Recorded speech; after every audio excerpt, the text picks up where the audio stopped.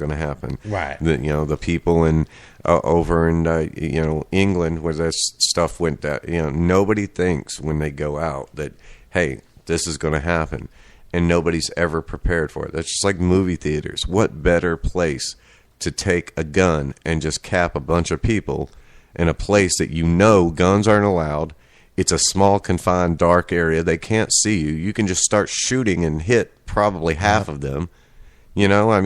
People are fucked up. They're not necessarily mental. You don't have to be crazy to be pissed off at the world and just want to do yourself in.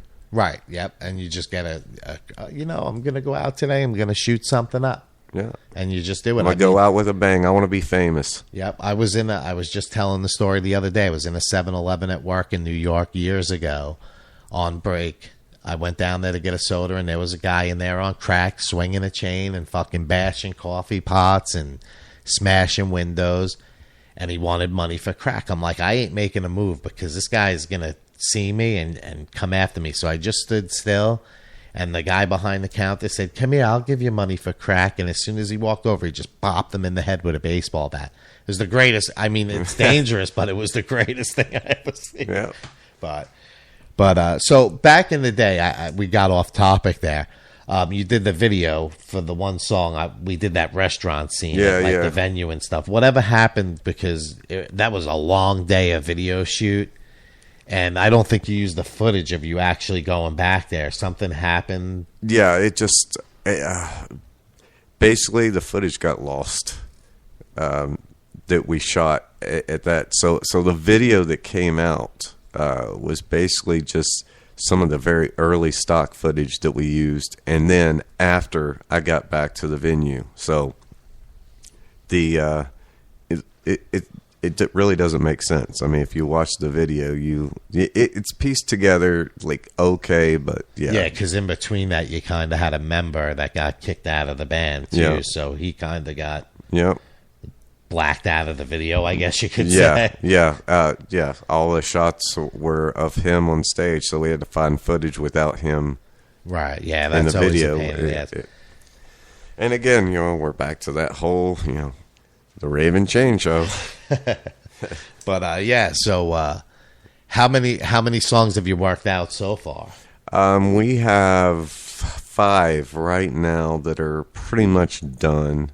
I have 2 that I've demoed out. I actually played them live one night on Facebook. That's what I was going to ask. Just to get some fans' early impressions of them, and I was surprised so many people got on that video. I think I had over 1,000 views. Nice. On a live show, and everybody seemed very receptive. Loved the music, so it was. It's a real down part of my life right now that I'm coming back out of. So I really put a. I don't know how to say it without. I put a lot of myself into every song, but these were really. I needed this to help myself get better. When you listen to other people's music, it helps you get out of that. Sure. Well, I had to do that for myself. I had to write my own music to get myself out of that spot, and so I was kind of worried it wouldn't go over so well because they're a little softer, not quite the industrial metal that Sister Kill Cycle is known for. So. It comes with, the way life changes. I mean, your next album might be 10 times more brutal. So yeah, I probably, on this album, you're going to see a lot of that too. So this is going to be like one of those, side A, side B albums. I think we're going to do some real shiny, glistening, soft. I'm so sad I could die songs, and then Raven's going to evolve into "fuck you, you're all dying." Nice. That's something I would expect at least. But I'm glad you guys are back, so I'm looking forward to seeing you guys. So you got shows coming up. Yeah, now. We're playing the July 7th at the Sandbar, which has always been one of our favorite haunts. If you come hang out down there, you're liable to see the band just hanging out having beers. Then the 15th we're playing Bombshells in Orlando. And then back at Newport Richie, 29th at Venom. At Venom? Yep. Who you doing the shows with? Anybody's lined up? Together in Exile? Together in Exile and Sunshine and Bullets is on the 7th. Forgive me, I don't know the lineup on the 15th or the 29th yet, but I will tell you that Together in Exile and Sunshine and Bullets are like two of my favorite bands from around this area. And, I hear Together in Exile has some very, very exciting news. I don't know if they've released it yet, but... congratulations, guys, and I'm very happy for you. So I'm glad it's working out for them. No, those guys are good. What we were talking about before the show is that a lot of bands lack singing. Yep. And vocal. It's a lot of growling, especially here. I mean, death metal was sort of originated here, so we get a lot of that here in Tampa. But there is a lack of rock and roll and singing, and that I think it's hard to break out down here because most of the people want to see it. But I think it's actually a relief to see bands like Sister Kill Cycle, Together in Exile. It's not all screaming. I mean, right? Yeah. I mean, the anger is great, but there's got to be something other than wanting to sound like Pantera. I mean. Well, yeah, and when you look around and you can't differentiate your band from 50 others in the scene, it's time to reevaluate what you're doing. I mean, like you said, I understand you're pissed off. I get pissed off too. That's what we make whiskey and guns for. Go outside and shoot the shit out of something. Shoot your guns in the fucking air. No, don't do that. It might come down and kill somebody. The trajectory has to be just right. Otherwise, you could kill somebody. So don't do that. Well, that'll be happening. That's going to happen on the 4th of July. All these idiots are going to be shooting their guns in the air between Tampa and St. Pete. Oh, yeah. There's so much lead flying in the air, and it does happen. It's pretty rare, but it does happen. Unless you shoot the bullet straight up on a 90-degree angle, the trajectory, it's going to go somewhere. It's got to come back down. And, depending on the weight of the bullet, it could have enough to impact to kill somebody or at least severely wound somebody. Right. Yeah, so, I mean, people don't use their heads sometimes when alcohol's involved. So. Yeah, well, I mean... And fireworks. And see me, my new thing is chopping firewood, believe it or not. That's my sonic therapy. When I'm pissed off and, shaking and can't breathe, I go outside and I got a nice stump and actually had a tree taken down, so it got a maul, and I'm out there just chop wood for 15 minutes, and you'll start to de-escalate. You won't be so angry. If you get pissed off, I have a big log in my backyard. Okay, so next time I get pissed, I'll come over and chop Jay's firewood. Oh, man, I've been meaning to cut that fucking thing for about 2 months. Yeah, well, I guess I'll get an axe when I'm pissed off, which shouldn't be too far off from now. So. Yeah, I'm here, so it's bound to be any time. But, yeah, no, it was great to have you. I mean, thanks for coming back on the show. I mean, the last time I think we were down in Ybor, and we did it at the at one of the clubs live, I think. Yeah, yeah. It has. Wow, it's been a minute. Yeah, it's definitely been a minute. I mean, we're always, bullshitting and running into each other. But I'm gonna have to come up there on Friday night. I don't think she's off, but I think I'm gonna come up there. So what's up with? How do you think the goth night is gonna work? I see you doing a goth night in Pasco. She bought a dress for it. I think there is a huge market for it here, and you never really know. But I know a lot of people in this area who drive an hour to the castle. This is they true. spend 4 or 5 hours at the castle getting drunk, and then an hour driving back drunk. And I think if they had something over here, because there's not a goth night in Pinellas, Pasco, or Hernando. No. So basically, we have this night locked down. We're the only place where you can come out, hear old school goth, industrial, as well as the modern shit too. But, I wanted to do something, basically from our childhood. Right. It was the coolest thing to go and, hear Skinny Puppy actually being played on a sound system instead of the jukebox.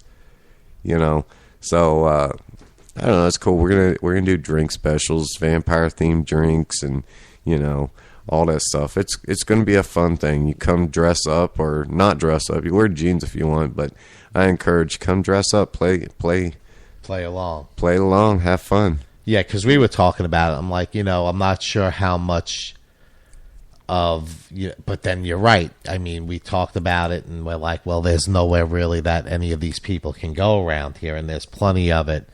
I mean, if everybody came out to it, it would be successful. That lives in the area that's actually into this goth. Well, that's my job, Jay, is to promote this and get all those people to know and to come out. That's my intentions. Yep. So, and you never know. I'm looking to hire. I know the castle has the senator, but I'm looking for the governor. So I'm going to have my own version.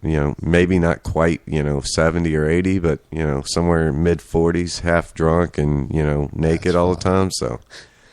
I think it's going to be a good. So it's going to be on Friday nights, or it's going to end up being Friday nights. After speaking with my associates today, I think we're going to move it to Tuesday nights, which was karaoke night. We're going to cut karaoke out for a minute and run this night, just because we have so many bands booked up. Friday and Saturdays are like booked up all through July.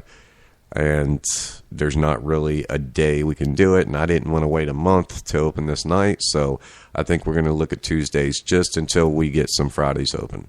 So booking the bands there has been successful? Oh, totally. I have all day long answering messages, people wanting to come in and book. I mean, we got Jeff Itola.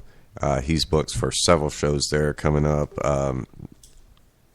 A lot of the bigger name cover bands are going to be there, and then of course all the originals, locals, and originals. They're just blowing me up. So how's the sound system there? Sound system, they completely redid it. They actually have an in-house sound system now, so no more this crappy whatever sound. Plus, I've got Evan.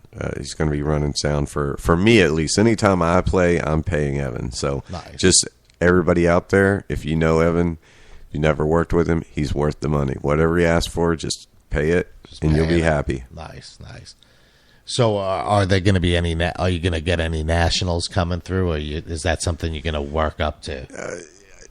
Because of the size of the venue, I mean, we might do some one-offs, some like local kind of specialty shows, like say Faster Pussycat doing an unplugged, in there, just because the venue is so small. I mean, it would hinder the venue and the nationals to try to bring a national in there. Right. But I think capacity is 125 in that bar, so bring anybody with any stature whatsoever, and people outside waiting. Yeah, exactly. So.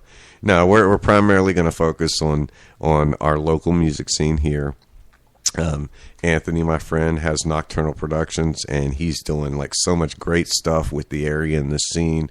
I think I'm going to try to work with him a little bit, and we're just going to give places for our music scene to grow back up and be what it was, several years ago. Yep, that's what I mean. We were talking about Bourbon Street. Someone might have leased that, so I mean that leaving the area and shutting down, I think, definitely hurt. It killed Newport Richey for any music scene whatsoever. I mean, that was pretty much it. I mean, you have Venom now, but I don't think it was.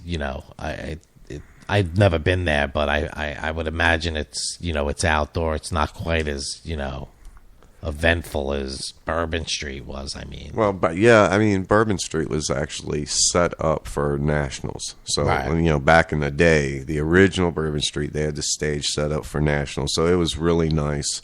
Venom's a very nice venue.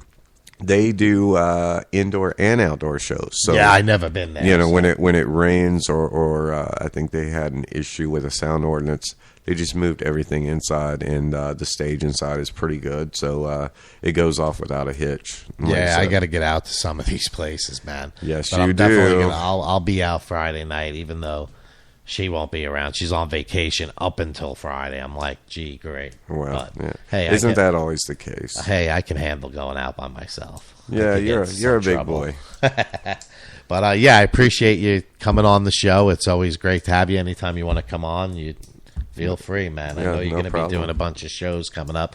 So I appreciate you coming on my show first. Oh, you're welcome, man. You know, So- you and I are bros. So So that's awesome. So again, Raven Chain from Sister Kill Cycle.